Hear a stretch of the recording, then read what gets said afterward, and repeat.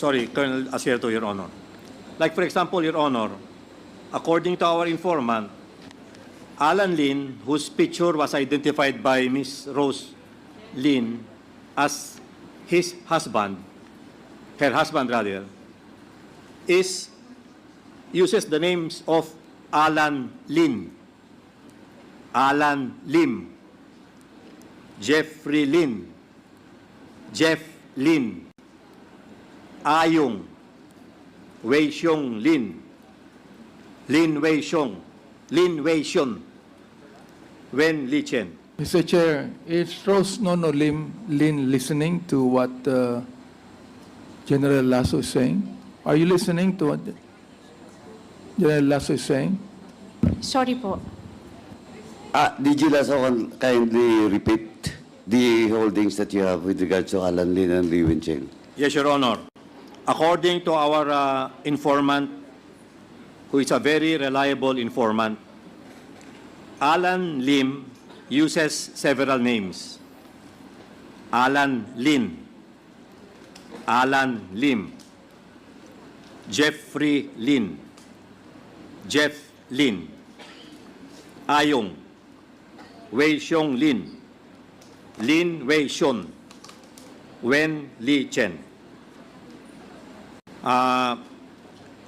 These names all are confirmed by the different statements being heard over before the Quadcom now, Your Honor.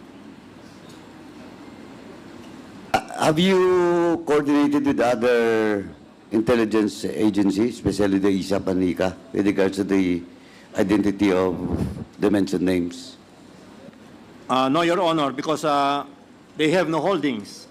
We don't have holdings. PNP also doesn't have holdings on these names. So we just relied on this informant that we had. And later on, when Colonel Asierto came out before the Committee on Dangerous Drugs, nagtugma po. So naku-confuse po talaga tayo. But we are only talking of one and the same person. Allan Lim na kinonfirm ni Mrs. Rose Nono Lin na husband niya. Okay, Mr. Chairman, at least may initial na information na tayong hawak. Now, Ms. Rose Nono Lin, Yes, you Mr. mentioned that your husband is a Chinese national, di ba? Yes po. Okay. So, he is based in Hong Kong. Yes, Mr. Chair. When was the last time that he traveled from the Philippines going to Hong Kong? May 2024 po, Mr. May Chair. 2024, and until now, hindi na siya bumalik. Hindi pa siya nakabalik. Yes po. In your information, based on your discussion, is she familiar with the investigation going now with the Quadcom? Alam niya po. Alam niya. So, most probably, if we issue a show cause order for him today, he might be present in the next hearing.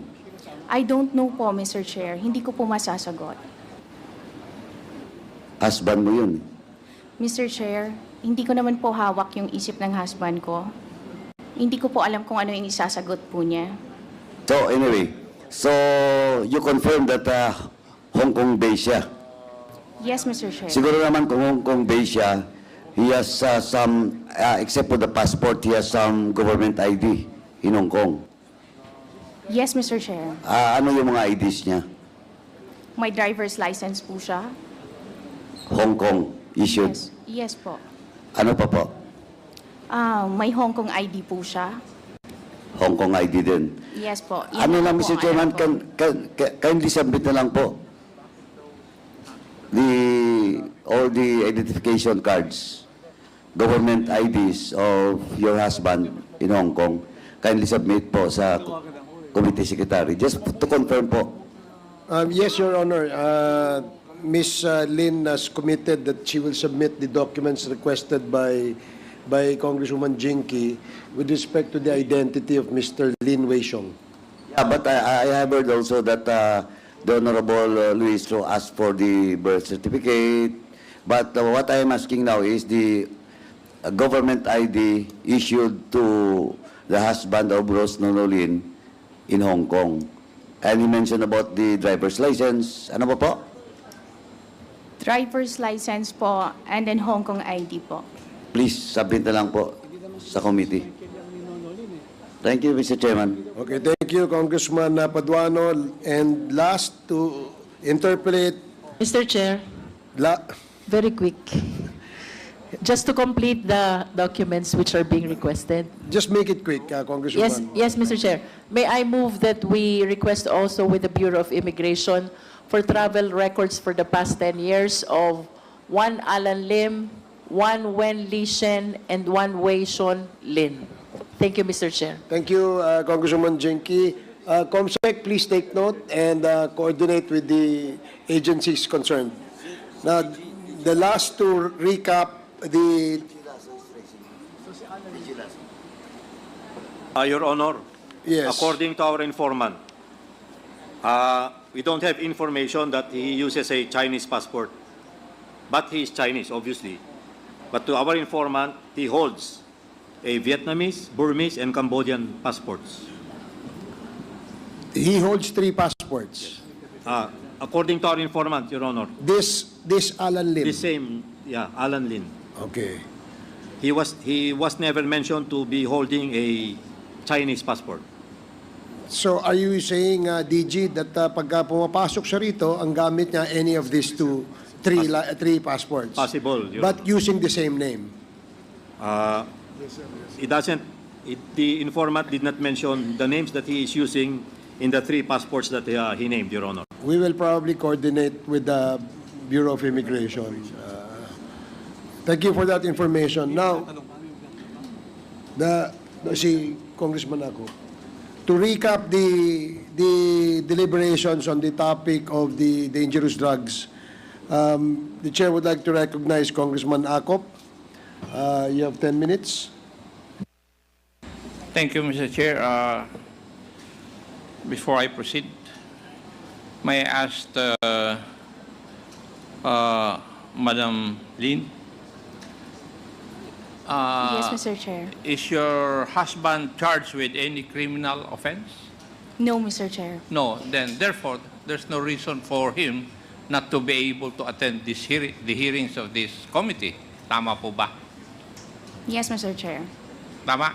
Yes, Kung wala Mr. siyang Chair. kinakatakutan, dapat umapir siya rito, as you are claiming. Tama po. Yeah. Thank you. And therefore, if we issue an invitation, we can course it through you. Pwede po. Pwede. Ang hindi mo lang sinisiguro kung tatanggapin niya at dadalo siya rito. Tama po, Mr. Chair. Ay di, sabi mo sa kanya na, Juan, huwag ka nang umuwi rito sa akin.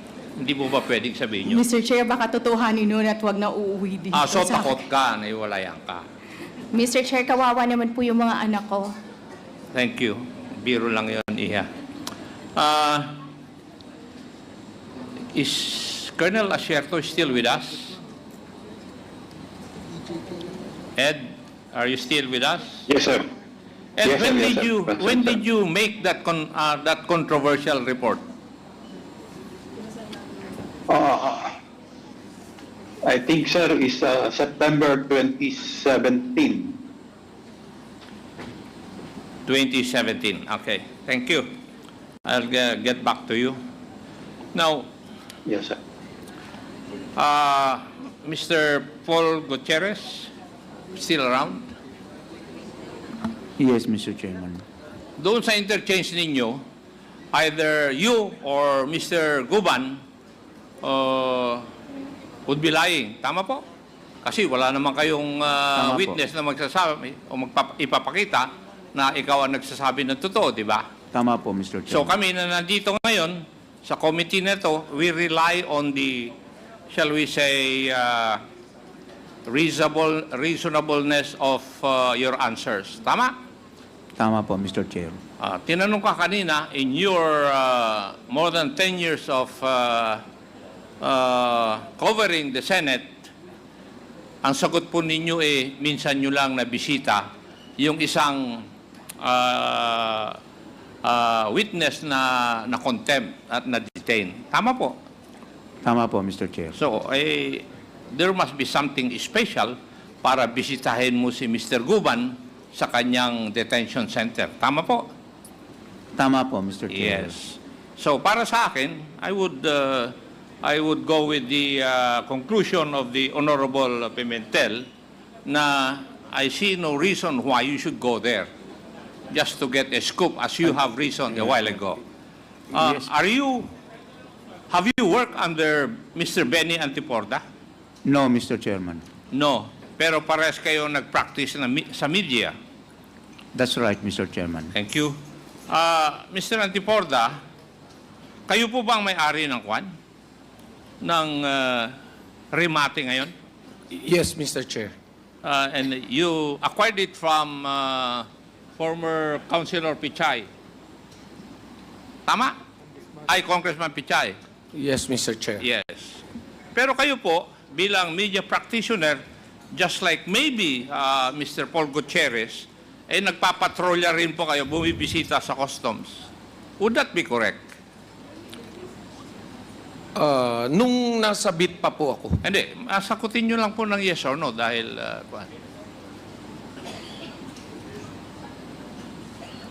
tama po? Mr. Chair, pwede ho mag-explain ng konti. Dati po kasi nasa anti-smuggling po ako nung napunta ho ako sa gobyerno, kaya nakikita rin po ako sa customs dati. But nung wala na po ako ron, hindi na po ako pumupunta ng customs. So, after leaving the media, hindi na po kayo naging player sa customs? I'm not in any way a player of customs. I'm an operative year 2007 po. Operative ng? Presidential Anti-Smuggling Group po. Director po ako noon ng SOG. Oh, kasi may nag-text sa akin na aking bubuwit eh. Yun po ang sinabi. Now, Gerald Wilkins, may I know how long or what was the first time that you were assigned to Pedea? Since 2022, Mr. Chair. At 2002, Mr. Chair. 2002. And when did you become the head of Pedea? 2020, Mr. Chair. 2020. Okay. Thank you. Kasi, itong istoryang ito ay isang istorya ng 5 magkakaibigan na parehas ang trabaho. They were working for government. Si Colonel Asierto, si Captain Pirote, si Colonel Fajardo, Mr. Guban of Customs, at isang PNCO named Jerry. They knew each other because of their work. But because of a life-changing report made by Colonel Asierto, where he made some allegations insofar as the former mayor and former president is concerned. Would that be correct, Colonel Asierto? Yes, sir. Yes. May I know why you made that report? Because that is my duty, Your Honor, Mr. Okay. Chairman. As a police officer, I received an information, raw information. I validated the information. Then, after validation, I made the proper report. And in that report, you alleged that former President Digong was connected with individuals connected or involved in illegal drug activities. The persons you were referring to were a certain Mr. Michael Yang and Mr. Allan Lim. Would that be correct? Yes, Your Honor, but on my first report, there is no mention of the name of President Duterte. The name of President Duterte was included on my second report that I submitted to then Chief PNP Oscar Albayalde. Thank you. And these reports were, the first one was submitted to then General De La Rosa, the Chief of the PNP. And the second report was submitted to General Albayalde. also a former chief PNP. Tama po. Yes, sir. Tama po, sir. And would it be correct na because of that report, former President Digong's reaction was to publicly condemn you, even calling for your death, and for associating him with illegal activities, including the alleged sale of 1,000 plus AK-47s to the New People's Army. Would that be correct? Yes, sir. Including the 10 million bounty on my head. Yes. And therefore, would you agree with me that that statement implies a personal vendetta against you for your allegations? Yes, sir. And because of that also, na-filean ka ng kaso for the sale of the AK-47s and for illegal drugs? Yes, sir. Thank you. Now, we go to the role of Jimmy Guban. Jimmy Guban, you're the Customs Intelligence Officer working with Colonel Asierto, Captain Perote, Colonel Fardo. Tama po? We are working together, Your Honor. I beg your pardon? We are working together, Your Honor. Yes. Kasi isa yung linya ng trabaho nyo. Opo, Your Honor. But because, according to your statements doon sa unang hearing na napunta ka sa dito, sinabi mo na because of fear, inamin mo doon sa hearing, doon sa Senate, na you accused Colonel Asierto of masterminding a 13 billion shabu shipment in magnetic lifters. And you testified that Asierto facilitated the shipment, but later tipped of authorities to intercept a part of it. Would that be correct? Yes, Your Honor. Yes. And because of this, that controversial report of Colonel Asierto, your colleague, si Captain Perote, a retired investigator, was allegedly killed due to similar reports he filed implicating Mr. Yang and Mr. Lim. Colonel Asierto, would that be correct?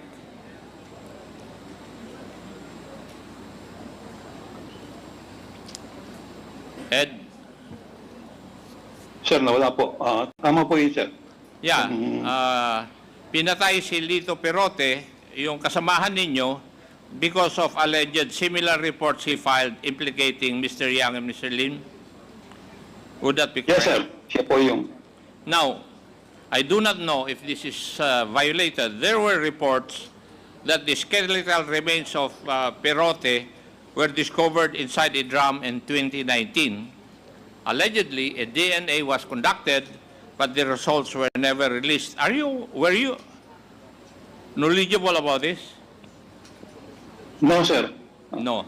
No, sir. Hindi ko po alam, sir. Okay. Pero may report na ganon. Now, Colonel Asierto, you joined the anti-illegal drug task force of the PNP in 2003. Tama po? Yes, sir. Yes. And this task force was made because wala na yung NARCOM. Because of the PNP Yes, sir. law passed in 1990. Tama? Yes, sir. Yes, sir. Tama po, sir. Yes. And you stayed with this task force up to 2017. Actually, sir, I was relieved 2012. Then I returned on sa 2017, sir. Yes. As the Deputy for Administration. Yes, sir. Yes. Unfortunately, in 2016, the former mayor of Davao became the president. Yes, sir. And in 2018, because galit na galit siya sa iyo at nagkaroon ng allegations na involved ka sa drugs, nagkaroon ng Senate hearing in 2018. Yes, sir. Tama? And the accusations... Yes, sir. Yes, sir.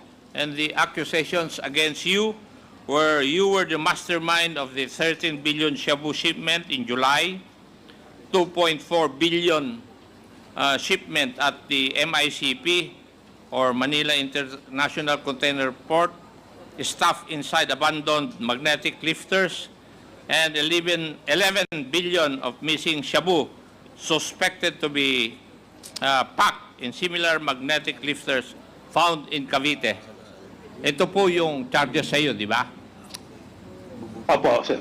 Yes, sir. And this was testified to also by your friend, Mr. Guban. Yes, sir. And I think he recanted, sir.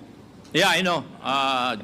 In a court hearing, I was informed that Mr. Jimmy Guban recanted all his statements implicating you during that Senate hearing in 2018.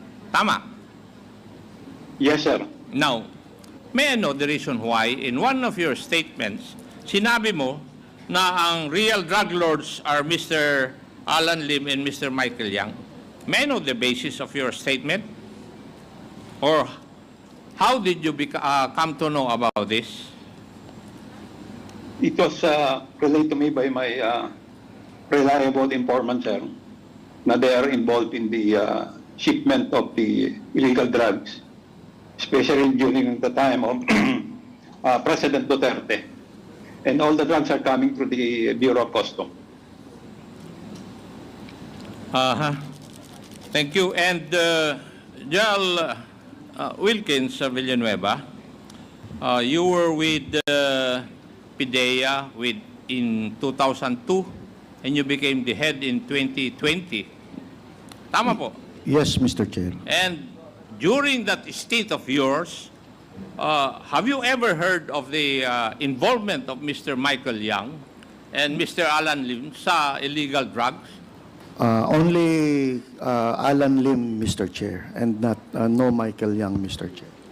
Up to 2022? When you became the Pedea head? Yes, Mr. Chair, kasi wala, kasi, hindi siguro, ko, sige. kasi sir, wala ako natanggap na information, Mr. Chair eh. Ay, napakahina ang information nyo ng ng Pedea because in 2010, I became a congressman and 2016, nandito ako, alam ko na na-involved si Michael Yang. 2016, Mr. Chair, is nasa Region 10 ako, Mr. Chair. Kaya nga, sinasabi ko nga, from 2002 up to 2022, nasa Pedea ka. Yes, Mr. Chair. And yet, you tell me na hindi ka man lang nakareceive ng information ng involvement ni Mr. Yang, specifically from 2016 to 2022, dahil takot kayo na maglagay ng report na si Mr. Michael Yang ay involved sa illegal drugs. Why? Kasi alam ninyo na malapit siya kay former President Digong. Lahat naman kayo nun, takot kayo eh. And do not tell me na hindi totoo yun. Kaya ngayon nga lumalabas ito eh. Dahil ngayon, ang mga tao hindi takot. And now, hanggang ngayon, takot ka pa rin. Tapos pinagyayabang mo, you have a name to protect for your children. I do not believe that. Thank you, Mr. Chair. Yeah, thank you, Congressman Akop. Are you? So, Congressman Abante, you're recognized. Yes. Our next topic actually now is EJK, no? And to start the ball rolling, we would allow former Senator Lael de Lima for her short presentation. But while she is preparing, I just would like to ask, finally, I just would like to ask certain questions to Ms. Rose Nonolin, no? While our good Senator De Lima is preparing. Kailan kayo huli nagkita ni Win Shong Lin Wishong, Lee Wen Shong? November 1 po, November 1. this holiday. So hanggang ngayon di pa kayo nakikita, no? From November 1. Yes po, ilang araw pa lang naman po Okay, nakalipas. hindi mo rin alam kung kailan siya uuwi. Yes po, Mr. Chair. Therefore, maaaring tumagal pa bago siya umuwi, correct? Hindi ko po masasagot kung maaring tumagal pa Oo, o... maaaring tumagal o hindi. Yes Di ba? po. Okay. So, ibig sabihin, sa hindi niyong pagkikita ng mga ilang linggo, maaari mo ring sabihin na hindi mo masyadong kilala ang asawa mo. Mr. Chair, hindi naman... Kilala mo ba siya? Yes, Mr. Chair. Kilala mo ang lahat ng kanyang business transactions? Hindi po. Wala siyang tinatago sa'yo? Sinasabi ba siya sa'yo lahat? Hindi. Mr. Chair, kung ano po yung gusto niya Kaya sabihin. nga, yes or no lang. Kilala mo ba siya talaga? Sapagkat hindi naman kayo nakikita palagi. Oo. Alam mo ba lahat ng kanyang business transaction? Oo. Hindi Alam mo po, ba Mr. kung Chair. meron siyang girlfriend sa abroad? Hindi po, Mr. Chair. Oo. Chinese siya eh. Yes, Mr. Chair. Kilala ko po ang Chinese eh. Oo. Ang Pilipino nga, hindi nakakapagtago. Chinese pa kaya? Di ba? Oo. Okay. Governor. Oh, hindi ko ba ibig sabihin, meron kang mga ilang bagay na hindi mo alam sa iyong asawa. Correct? Tama ba ako? Tama, Mr. Chair. Ayun, okay. So, ibig sabihin, pinapatunayan lamang dito na hindi mo siya kilala 100%, hindi mo alam lahat ang kanyang business transaction, correct? Yes, Tama. Mr. Chair. Hindi ko alam okay. lahat ng business Ang pangalawang transaction tanong, niya. ito Okay. Sabi mo kanina, kilala mo si Michael Yang. Yes, Mr. Chair. Kasama siya sa korporasyon ninyo. Yes, Mr. Chair. Okay. Ano ang palagay mo sa testimony ni Jimmy Guban at ni Asherto tungkol sa involvement ni Michael Yang sa drugs? Mr. Chair, hindi po ako pwedeng magbigay ng comment about Michael Yang kasi hindi ko naman siya personally kilala. So, kung ano yung hindi mga mo rin ginagawa alam. niya. Katulad ng hindi mo alam lahat ng business transaction ng iyong asawa, hindi mo rin alam ang business transaction ni Michael Yang. Tama, mali? Yes, Mr. Chair. Hindi ko po Okay, alam ang business Mr. transaction Chair, ni yun lang po ang Michael aking Yang. tanong. Bago po kay Senator De Lima, meron pa po yatang tanong si SDS. Go ahead, SDS. You're recognized. Maraming salamat, Mr. Chairman. Kasi narinig ko si DG Lasso, Allan Lim,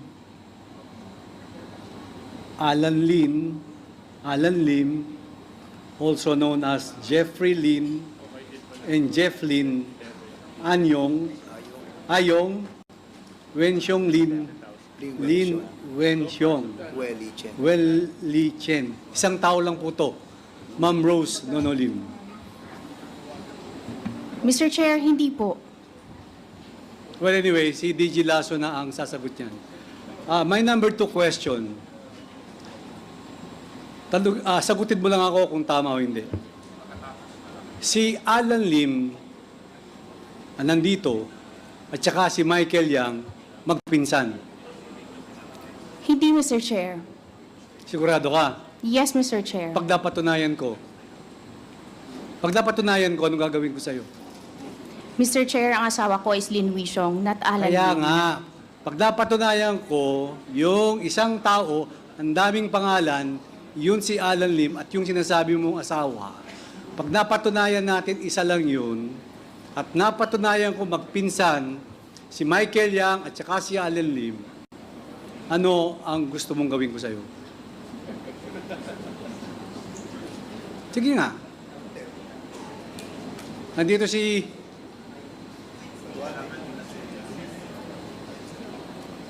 Magsalita ka na. Hindi ko alam, Mr. Chair, kung ano yung gusto niyo pong gawin. Pero hindi mo ina-admit na magpinsan si Allan Lim at saka si Michael Yang. Magpinsan po in what degree, Mr. Chair? Basta magpinsan. Alam mo naman yung magpinsan, Pilipina ka naman, di ba? Iko-confirm ko po kung magpinsan po sila. Ilang years na kayo magkasama ni Mr. mo? Hindi ko natatawagang Allan Lim.